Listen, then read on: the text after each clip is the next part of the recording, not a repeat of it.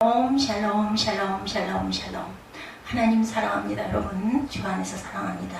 잠언 23장 말씀, 내 부모를 즐겁게 하며, 이렇게 말씀하죠. 22절과 25절에 보면 너를 낳은 아비에게 청종하고 내 늙은 어미를 경히 여기지 말지어다. 25절입니다. 내 부모를 즐겁게 하며 너를 낳은 어미를 기쁘게 하라. 이렇게 말씀하고 있어요. 23장 전체 내용이 35절까지 있는데 오늘 본문의 말씀 22절과 25절입니다. 내 부모를 즐겁게 하며 너를 낳은 어미를 기쁘게 하라. 어머니를 기쁘게 해야 되겠죠. 35장 전체 내용 살펴보도록 합니다. 하나님의 백성으로서 세상을 살아가는 데 있어서 주의해야 할 사항들을 교훈으로 말씀하고 있습니다. 그 중에서도 지혜자가 강조하는 것은 하나님을 경외하라는 것입니다. 아무리 유혹이 강해도 하나님의 말씀을 청종하고 여호와를 경외하는 자는 온전한 삶을 살 수가 있습니다. 지혜자의 훈계는 아들의 삶이 지혜 있는 모습이 되며 악인의 유혹을 이기는 온전한 모습을 가질 수 있도록 하려는 거죠. 주의해야 될 일들을 살펴봅니다. 탐내지 말라고 말하죠. 탐심에 이끌리는 자는 탐욕의 노예가 되어서 다른 길을 저버리고 헛된 것을 쫓는 멸망의 길을 가게 됩니다. 재물은 관원이 베풀어 준 것일지라도 그것의 배후에는 다른 의도가 숨어 있음을 명심해서 마음을 다스려야 합니다. 재물의 마음을 두고 그것을 어디로 쫓아갈지라도 재물은 헛된 것이어서 허망하게 사라질 것입니다. 재물은 허무한 것이라는 지혜자의 교훈에 우리가 주목해야 되겠죠. 허무한 것을 얻으려고 애쓰지 말고 물질을 얻으려는 사사로운 지혜를 버려야 합니다. 버릴 것은 버릴 줄 아는 것이 지혜입니다. 일만하게 뿌리라고 디모데전서 6장 9절에서 11절 말씀입니다. 부하려고 하는 자들은 시험과 올무와 여러가지 어리석고 해로운 욕심에 떨어지나니 곧 사람으로 파멸과 멸망에 빠지게 하는 것이라. 돈을 사랑함이 일만하게 뿌리가 되나니 이것을 탐내는 자들은 미혹을 받아 믿음에서 떠나 많은 근심으로써 자기를 찔렀도다. 믿음의 선한 싸움을 싸우고 가야 되겠죠. 11절에 오직 너 하나님의 사람아 이것들을 피하고 의와 경공과 믿음과 사랑과 인내와 온유를 따르라. 이렇게 말씀합니다. 디모데전서 6장 9절에서 11절 내용이었습니다. 만족을 모른다 그러죠. 전도서 5장 10절에 보면 은을 사랑하는 자는 은으로 만족하지 못하고 풍요를 사랑하는 자는 소득으로 만족하지 아니하나니 이것도 헛되도다. 이렇게 말씀합니다. 또한 악한 자와 합치하지 말라고 말합니다. 악한 자는 그 입에서는 선한 것을 말할 때에도 그 마음에는 악을 품고 있지만 그의 말이나 그가 베푸는 것에 절대로 현혹되어서는 안 된다. 아무리 아름다운 말로 그에게 전할지라도 그의 마음에는 영향을 주지를 못합니다. 그러므로 악한 자와는 함께하지 않는 것이 좋습니다. 악한 자와 함께할 경우에 그의 신중을 바라보고 헛된 것에 마음을 빼앗기지 말아야 되겠죠. 악한 자는 하나님과 원수된 자라는 것을 명심하고 주의 종된 자의 행실과 말을 주의해야 합니다. 악에서 떠나는 결단은 죽음에서 생명에 이르게 합니다. 하나님과 원수됨이죠. 로마서 8장 7절입니다. 육신의 생각은 하나님과 원수가 되나니 이는 하나님의 법에 굴복하지 않을 뿐 아니라 할 수도 없습니다. 죄의 종 노릇을 합니다. 베드로후서 2장 14절과 19절입니다. 음심이 가득한 눈을 가지고 범죄하기를 그치지 아니하고 굳세지 못한 영혼들을 유혹하며 탐욕에 연단된 마음을 가진 자들이니 저주의 자식이라. 그들에게 자유를 준다 하여도 자신들은 멸망의 종들이니 누구든지 진자는 이긴 자의 종이 되느니라. 말씀에 귀를 기울여야 되겠죠. 하나님은 가난하고 약한 자들을 위해서 자비를 베풀어 주신 분입니다. 그러므로 지혜로운 사람은 하나님의 뜻을 따라서 주변에 있는 도움이 필요한 사람들에게 선을 베풀어야 되겠죠. 만약 이들을 압박하거나 그것을 착취하는 자에게는 하나님의 보응이 뒤따를 것입니다. 그러므로 하나님의 말씀과 그 훈계에 주의해야 하며 지혜의 말씀을 듣기 위해서 귀를 기울일 줄 알아야 합니다. 환난을 벗어나게 합니다. 시편 94편 12~3절 말씀이죠. 여호와의 주로부터 징벌을 받으며 주의 법으로 교훈하심을 받는 자가 복이 있나니 이런 사람에게는 환난의 날을 피하게 하사 악인을 위하여 부더미를 팔 때까지 평안을 주시리이다. 여호와께서는 자기 백성을 버리지 아니하시며 자기의 소유를 외면하지 아니하신다. 시편 94편 12절에서 14절까지 증거합니다. 실족하지 않게 합니다. 고린도전서 12장 7절에서 9절입니다. 여러 계시를 받은 것이 지극히 크므로 너무 자만하지 않게 하시려고 내 육체에 가시고 사탄의 사자를 주셨으니 이는 나를 쳐서 너무 자만하지 않게 하려 하십니다. 이것이 내게서 떠나가게 하기 위하여 내가 3번 주께 간구하였더니 나에게 이르시기를 내 은혜가 네게 속하도다. 이는 내 능력이 악한 데서 온전하여짐이라 하신지라. 그러므로 도리어 크게 기뻐함으로 나의 여러 약한 것들에 대하여 자랑하리니 이는 그리스도의 능력이 내게 머물려 하려 함이라. 주님께서 말씀하시죠. 내 은혜가 네게 족하다. 바울이 3번 기도했을 때 이렇게 말씀합니다. 내 능력이 약한 데서 온전하여지니라. 내 능력이 네가 약해졌을 때 온전하게 드러나게 해줄 것이다 라는 말씀이죠. 아들에게 주는 지혜자의 말씀입니다. 야훼를 겸유하라고 말씀하죠. 지혜자는 자신의 경험을 통해서 가장 아름답고 보람있는 일이 무엇인지를 말합니다. 세상에 어떤 일도 진정한 평화와 안식을 줄 수 없고 참된 기쁨을 맛볼 수가 없습니다.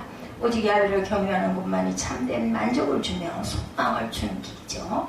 죄인의 형통을 부러워할 이유가 없습니다. 왜냐하면 그들의 종말은 멸망이기 때문이죠. 여호와를 경외하는 길에는 장래가 있고 소망이 있기 때문에 아들에게 훈계를 하는 것이고 채찍을 들어서 교훈하는 것입니다. 지혜는 바로 생명의 길을 발견하는 것이고 그 길을 걷는 것이죠.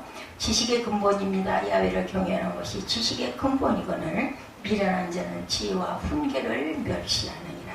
하나님의 요구에 대해서 신명기 10장 10절입니다. 이스라엘아 내 하나님 야훼께서 내게 요구하시는 것이 무엇이냐? 곧 내 하나님 야훼를 경외하며 그의 모든 도를 행하고 그를 사랑하며 마음을 다하고 뜻을 다하여 내 하나님 야훼를 섬기고 이렇게 말씀합니다. 술을 즐기는 자와 탐식하는 자에 대해 말씀합니다. 술은 사람의 마음을 방탕하게 만들죠. 바른 길을 걷지 못하게 만들고 쇠약하게 만듭니다. 술을 즐기는 자와 탐식하는 자는 게으름과 방탕에서 벗어나지 못하게 되고 육적인 가난함뿐만 아니라 영적으로도 가난해집니다. 우리 1절부터 한번 쭉 읽어볼까요? 내가 관원과 함께 앉아 음식을 먹게 되거든 삼가 내 앞에 있는 자가 누군지를 생각하며 내가 만일 음식을 탐하는 자이거든 내 목에 칼을 들 것이니라. 그의 맛있는 음식을 탐하지 말라. 그것은 속이는 음식이니라.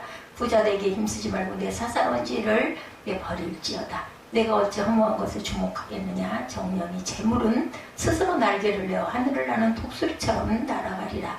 악한 눈이 있는 자의 음식을 먹지 말며 그의 맛있는 음식을 탐하지 말라. 대저 그 마음의 생각이 어떠하면 그 위인도 그러한즉 그가 네게 먹고 마시라 할지라도 그의 마음은 너와 함께하지 아니함이라.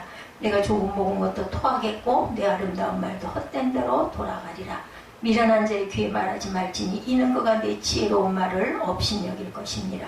예측에서 그러기지 말며 고아들의 발을 침범하지 말지어다. 대저 그들의 구속자는 강하시니 그가 너를 대적하여 그들의 원한을 풀어주시리라. 훈계에 참식하며 지식의 말씀에 귀를 기울이라. 아이를 훈계하지 아니하려고 하지 말라. 채찍으로 그를 때릴지라도 그가 죽지 아니하리라. 내가 그를 채찍으로 때리면 그의 영혼을 수월에서 구원하시리라. 내 아들아 만일 내 마음이 지혜로우면 나 곧 마음이 즐겁겠고 만일 내 입술이 정직을 말하면 내 속이 유쾌하리라. 내 마음으로 죄인의 형통을 부러워하지 말고 야훼를 경외하라. 정령이 내 장래가 있고 내 소망이 끊어지지 아니하리라. 내 아들아 너는 듣고 지혜를 얻어 내 마음을 바른 길로 인도할지라. 술을 즐겨하는 자들과 고기를 탐하는 자들과 더불어 사귀지 말라. 술 취하고 음식을 탐하는 자는 가난해질 것이요 잠자기를 즐겨하는 자는 헤어진 옷을 입으리라. 가난해진다는 거죠. 너를 낳은 아비에게 청종하고 내 늙을 어미를 경히 여기지 말지니라. 진리를 사되 팔지는 말며 지혜와 훈계와 명철도 그리할지니라. 은혜 아비는 크게 즐거울 것이요 지혜로운 자식을 낳은 자는 그로 말미암아 즐거울 것이니라. 오늘 본문의 중심입니다. 제목이죠. 내 부모를 즐겁게 하며 너를 낳은 어미를 기쁘게 하라. 내 아들아 내 마음을 내게 주며 내 눈으로 내 일을 즐거워할지어다. 이렇게 말합니다. 술을 즐기는 자와 탐식하는 자는 게으름과 방탕에서 벗어나지 못하고 영적으로도 가난해집니다. 그러므로 지혜로운 자는 이들과 가까이 하지 말 것과 사귀지 말 것을 교훈했죠. 사람의 마음을 흔들고 유혹해서 바른 길에서 벗어나게 만드는 것은 너무나 많고 집요합니다. 그러나 하나님 지혜를 얻는 자라면 다른 길을 걸을 수가 있겠습니다. 하나님은 자신을 의지하는 자들을 인도하시기 때문이죠. 화를 당하게 된다. 이사야 5장 11절입니다. 아침에 일찍 일어나 독주를 마시며 밤이 깊도록 포도주에 취하는 자들은 화 있을진저 생명을 잃습니다. 잠언 1장 18, 9절 그들이 가만히 엎드리면 자기의 피를 흘릴 뿐이요 숨어 기다리면 자기의 생명을 해할 뿐이니 이익을 탐하는 모든 자에게는 다 이러하여 자기의 생명을 잃게 하느니라. 부모를 즐겁게 하라고 말씀하죠. 네, 24, 5절에 의인의 아비는 크게 즐거울 것이요 지혜로운 자식을 낳은 자는 그로 말미암아 즐거울 것이라. 내 부모를 즐겁게 하며 너를 낳아 어미를 기쁘게 하더라. 내 아들아 내 마음을 내게 주며 내 눈으로 내 길을 즐거워할지어다. 대저 음녀는 깊은 구덩이요 이방 여인은 좁은 함정이라 말씀합니다. 화를 당하게 된다고 말씀하죠. 아침에 일찍 일어나 독주를 마시고 밤이 깊도록 포도주에 취하는 자들은 화가 있을 것이다. 이익을 탐하는 자의 길은 다 이러하다. 자기 생명을 잃는다고 말씀합니다. 부모를 즐겁게 하라. 지혜로운 자식은 아비에게 즐거움을 주며 그 낳은 자에게 기쁨을 줍니다. 왜냐하면 지혜로운 자식은 아비의 말씀을 청정하고 그 낳은 어미를 존중하기 때문이죠. 이들이 부모에게 즐거움을 줄 수 있는 길은 이렇게 자신의 의로운 행실과 지혜로운 생각으로 가능한 것입니다. 다른 헛된 것으로 즐겁게 하는 것은 역시 헛된 결과만을 가져옵니다.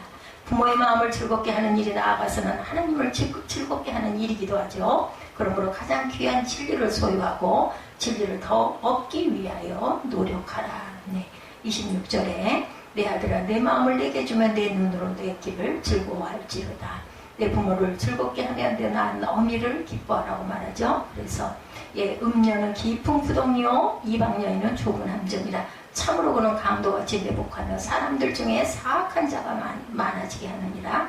재앙이 누게 있느냐 근심이 누게 있느냐 분쟁이 누게 있느냐 원망이 누게 있느냐 까닭 없는 상처가 누게 있느냐 붉은 눈이 누게 있느냐 술에 잠긴 자에게 있고 혼합한 술을 구하러 다니는 자에게 있느니라. 포도주는 붉고 잔에서 번쩍이며 순하게 내려가나니 너는 그것을 보지도 말아라. 그것이 마침내 뱀같이 물 것이요 독사같이 쏠 것이며 내 눈에는 괴이한 것이 보일 것이요 내 마음은 구부러진 말을 할 것이며 너는 바닷 가운데 누운 자 같을 것이요 돛대 위에 누운 자 같을 것이며 내가 스스로 말하기를 사람이 나를 때려도 나는 아프지 아니하고 나를 상하게 하여도 내게 감각이 없도다. 내가 언제 깰까 다시 술을 찾겠다 하리라. 술 취한 자들은 이렇게 결국은 술 속에 빠져서 죽는다라는 이야기를 합니다. 부모를 공경하라고 그럽니다. 히브리서 12장 8절에서 10절입니다. 징계는 다 받는 것이오늘 너희에게 없으면 사생자여 친아들이 아니라 또 우리 육신의 아버지가 우리를 징계하여도 공경하였거늘 하물며 모든 영의 아버지께 더욱 복종하며 살려하지 않겠느냐. 그들은 잠시 자기의 뜻대로 우리를 징계하였거니와 오직 하나님은 우리의 유익을 위하여 그의 거룩하심에 참여하게 하시느니라. 요셉의 부모 공경에 대해서 창세기 47장 12절에 또 그의 아버지와 그 형들과 그의 아버지의 온 집에 그 식구를 따라 먹을 것을 주어 봉양하였더라. 요셉이 이렇게 부모와 형제를 봉양하죠. 음탕에서 벗어나라 그러죠. 26절부터 27절부터 대저 음녀는 깊은 구덩이여 말합니다.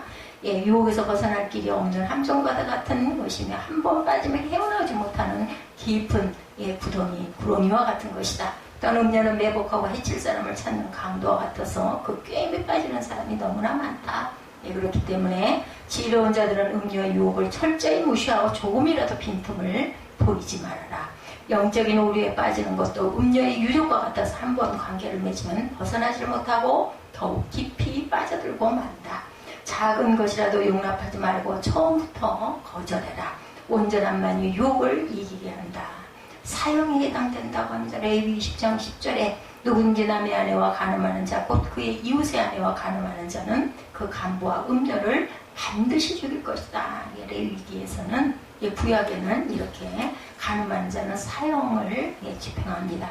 죽음에 이른다. 잠언 2장 16절에서 19절입니다. 지혜가 또 너를 음녀에게서 말로 호리는 이방계 집에서 구원하리니 그는 젊은 시절에 짝을 노리며 그의 하나님의 언약을 잊어버린 자라. 그의 집은 사망으로 그의 길은 숯불로 기울어졌나니 19절입니다. 누구에든지 그에게로 가는 자는 돌아오지 못하며 생명길을 얻지 못한다.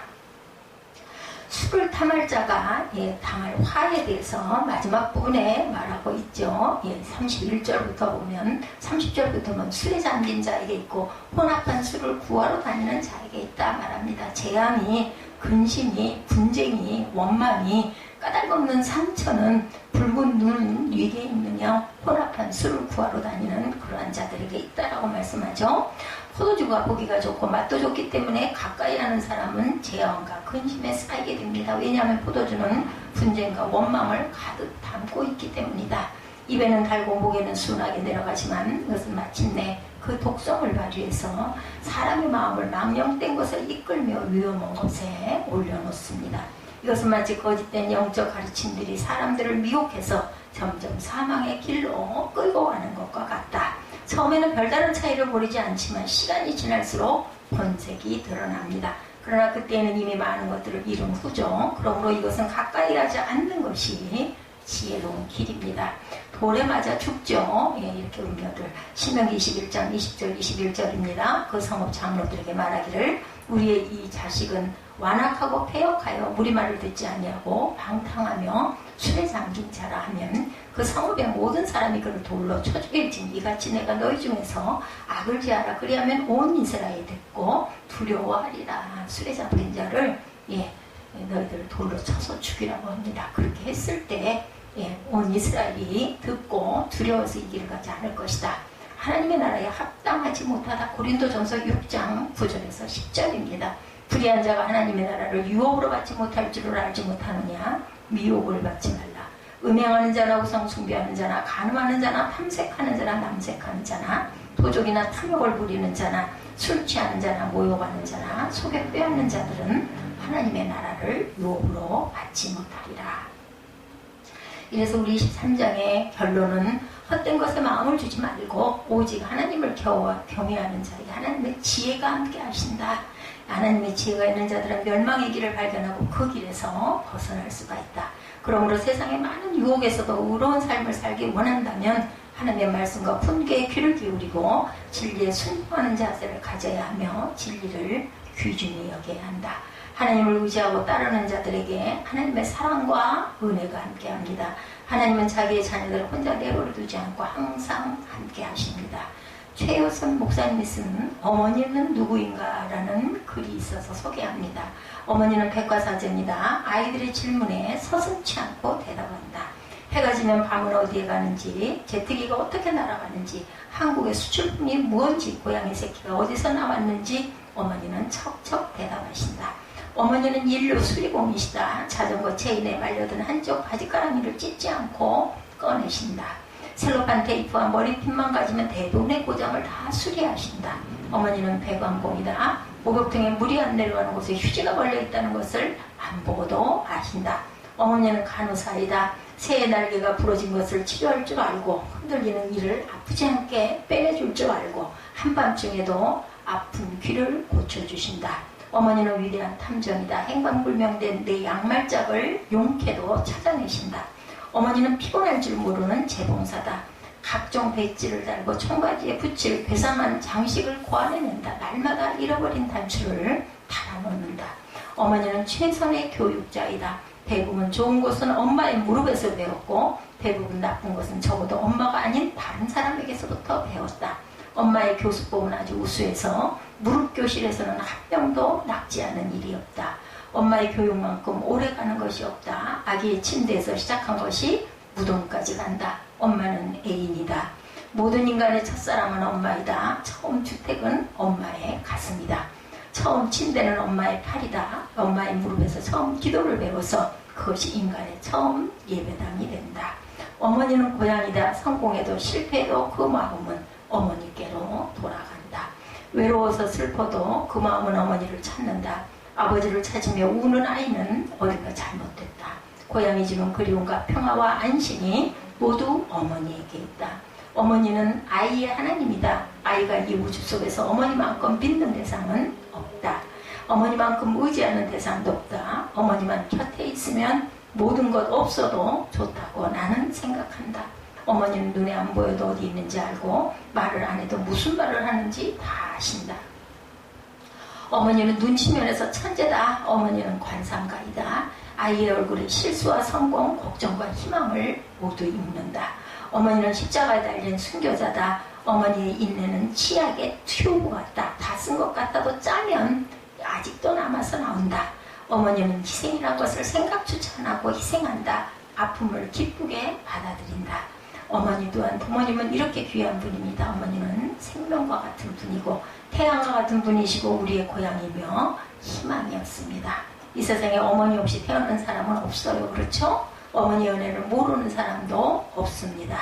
그런데 하나님만 점점 멀어져만 가는 이 세상은 그 엄마라는 말조차 가슴에서 밀어내고 있습니다. 소중한 생명을 탄생시키는 고귀한 어머니라는 칭호는 이미 타락되어 버립니다. 한 10대 여중생이 국내 유명 인터넷 호텔 사이트를 만들었다는 일명 엄마 안티카페를 소개한 글인데 자식을 상처 입혀 괴롭히는 사람도 부모인가? 우린 너의 노예가 아니야. 탄생시킨 생명을 행복하게 키워야 하는 어머니란 존재들은 그 임무를 제대로 수행했다고 보는가라는 글들이 수없이 올라와 있다고 합니다. 이들은 욕설은 기본이고 어머니를 죽이겠다는 협박, 어머니를 넘어 가족 전체를 향해 분노를 표출하는 글들이 이곳 게시판에 올라있다 합니다. 한 언론은 자신이 원하는 물건을 사주지 않아 이 카페를 개설한 것으로 알려졌다는 내용과 함께 회원들 대부분이 미성년자로 엄마가 컴퓨터 끄고 공부하려고 한다라는 등의 불만을 담은 글들이 보도되었다고 합니다. 지난 2008년 4월 12일 SBS의 그것이 알고 싶다라는 프로에서도 동방예의지국의 해외 고려장을 방송했는데 그 내용은 다음과 같습니다. 73세 된 최모 씨 부부는 자식들과 행복한 여생을 보내려 2004년 캐나다에 왔지만 철제 깡통을 주우며 생활비를 마련하고 한인교회에서 제공한 쪽방에서 라면으로 끼니를 때우고 있다고 합니다. 게다가 현재 딸을 상대로 8천만 원 반환 소송을 진행하고 있는데 이 8천만 원은 최 씨 부부의 전 재산이었다고 합니다. 노인학대 문제 관계자들에 의하면 해외로 이민을 가면서 늙은 부모를 초청하겠다는 말로 부모의 재산만 챙기고 연락을 끊어버리는 경우가 한둘이 아니라고 합니다. 현대판 해외 고려장은 경제력이 다할 때 부모로서의 존재 가치가 없다고 생각하는 말로 부모의 재산만 챙기고 물질 만능주의와 효에 대한 감사 기능이 적은 이민사회에서 발생하는 폐륜이라고 지적하면서 해외 고려장은 자식을 믿어온 노인들에게 신체적 학대보다 더 큰 배신감을 느끼게 하는 최악의 노인학대라고 이렇게 밝혔다고 해요. 해외에서도 자식과 함께 생활하고 싶어하는 부모의 마음을 이용해서 부모의 재산을 빼앗고 해외에 방치하는 해외 고려장의 실태를 취재 고발한다. 이런 내용으로 밝혔다고 합니다. 그런가 하면 세계에서 유일하게 한국에서만 부모의 소득이 낮을수록 자녀들의 발길이 줄어든다는 충격적인 조사 결과가 나왔습니다. 정재가 숭실대 정보사회학과 교수의 한국가족 친족 간 접촉 빈도와 사회적 지원 양상 국제 간 비교 논문에 따르면 한국만이 부모의 소득이 높아야 자녀들이 찾아온다는 것입니다.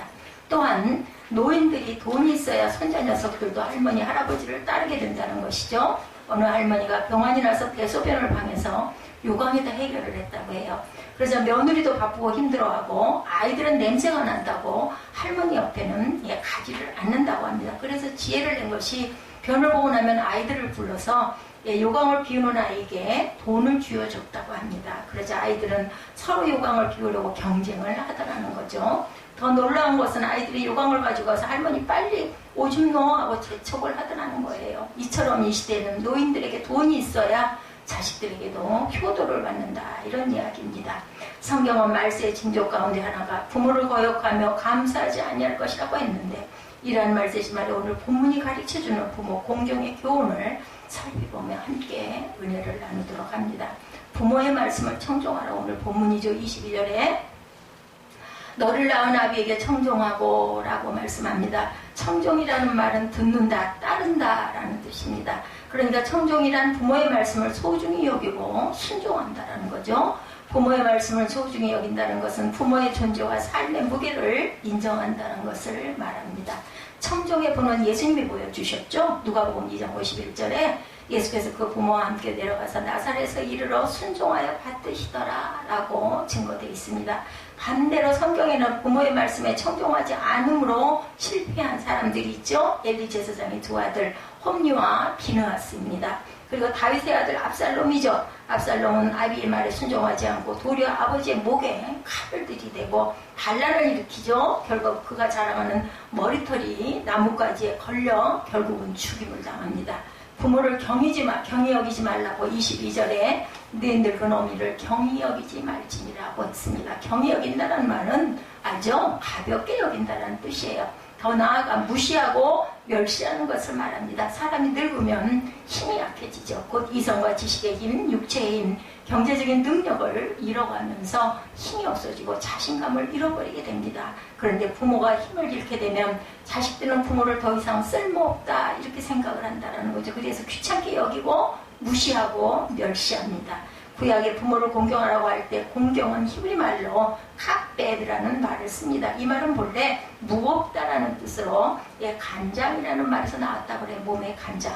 히브리 사람들은 사람의 내장 중에서 간이 제일 무겁고 중요하다고 생각해서 부모를 공경하라면 부모의 무게를 인정하고 존중하라는 뜻으로 이 간장, 몸에 있는 간장을 비유했다고 그러죠. 노아와 그 아들들의 예가 좋은 예입니다. 방주에서 나온 노아는 농사하여 만든 포도주에만 취하여 벌거벗은 몸으로 자는 실수를 범했죠.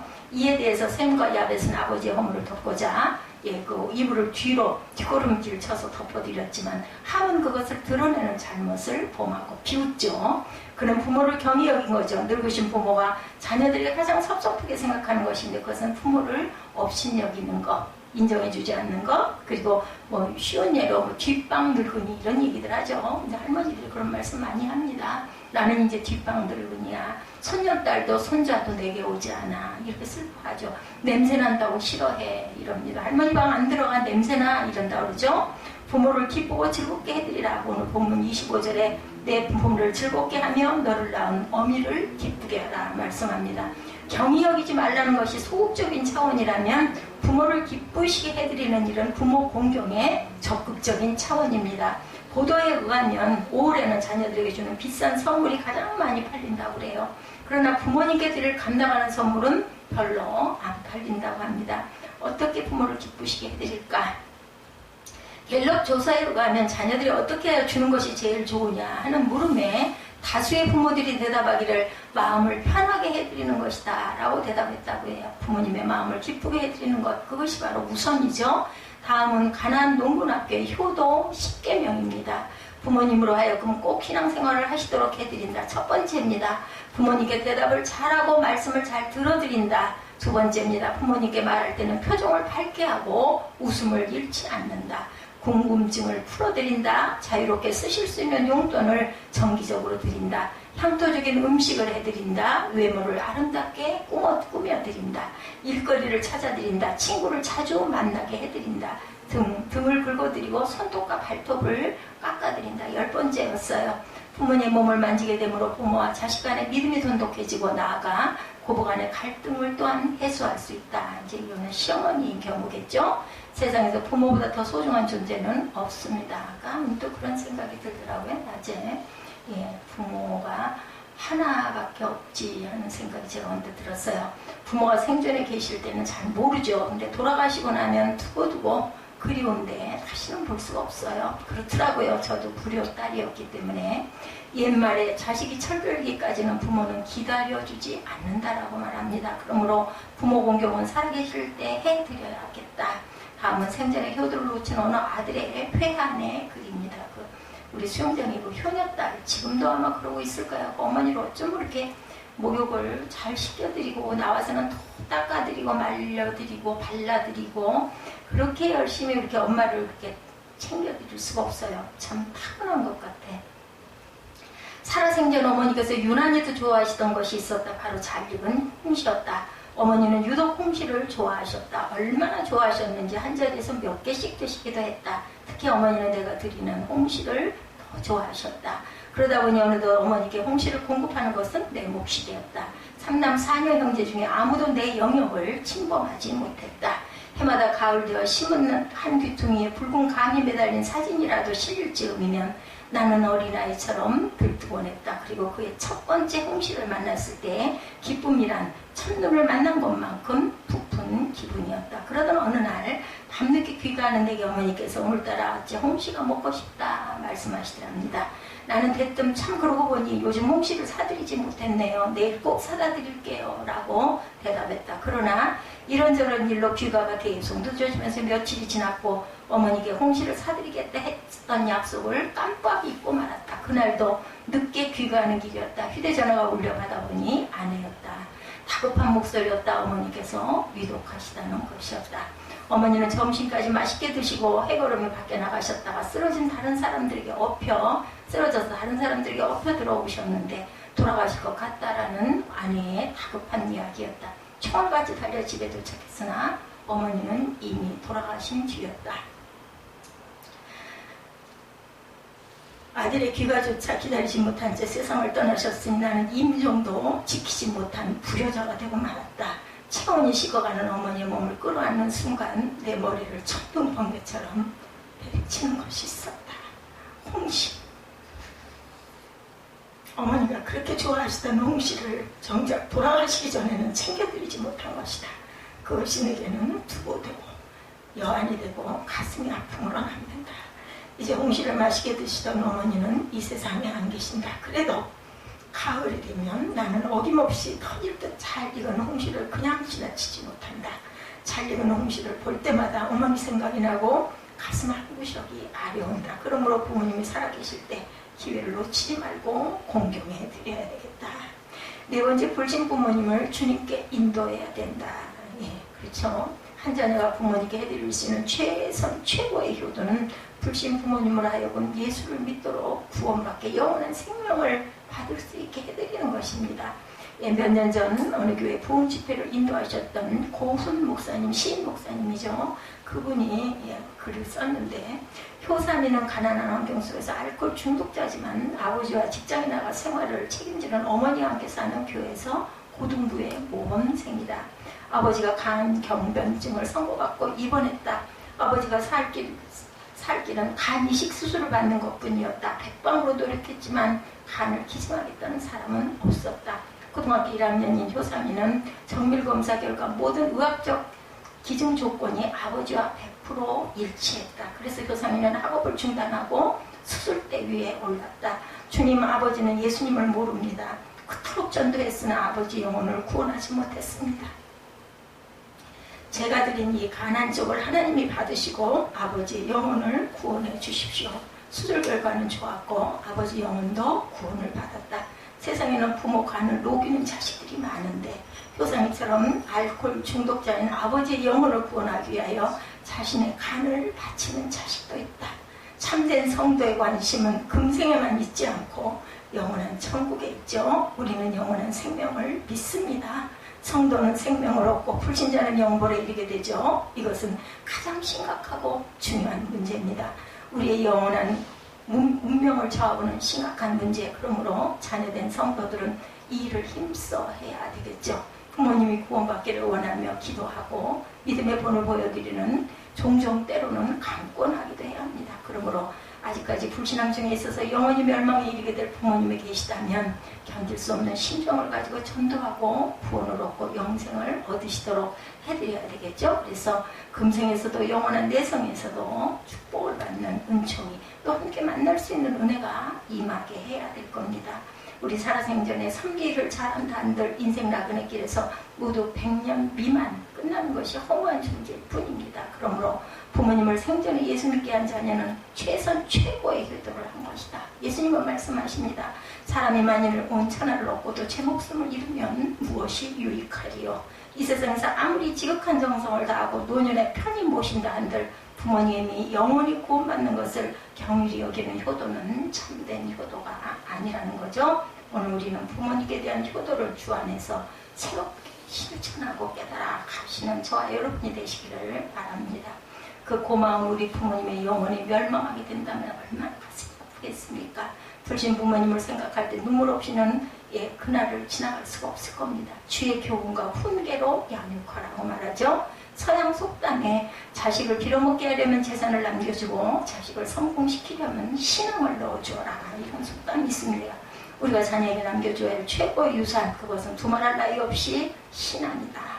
신앙보다 위대한 유산은 없고 하나님보다, 천국보다 더 위대한 유산은 절대로 없어요. 그렇죠? 코끼리는 늙어 죽음이 임박하면 다른 코끼리들이 눈치를 채지 못하도록 조용히 빠져나와 아무도 모르는 곳에서 쓸쓸하게 죽는다고 합니다. 요즘 우리 노인들 중에 이런 마음을 가진 분들이 적지 않게 있다라는 거죠. 부모님의 은혜를 감사하고 공경하기는커녕 부모님을 홀대하고 무시하고 심지어는 부모를 폭행하고 살해하고, 아까 그런 이민자들처럼 부모에게 사기를 쳐가지고 재산을 빼돌리고 종족을 감춰버리는 그런 자녀들도 있다. 참 성도는 위로 하나님 잘 섬기고 아래로 부모님을 잘 공경하며 믿지 않는 부모님은 반드시 주님께 인도하는 그런 모든 사람들이 되어야 되겠죠. 우리 모두 단 한 번뿐인 인생을 이렇게 잘 살다 가시기 바라고, 장차 우리의 소중한 부모님과 사랑하는 자녀들까지 천국에서 세세 무궁토록 영원토록 잘 사는 성도들이 되시기를 주님의 이름으로 축복합니다.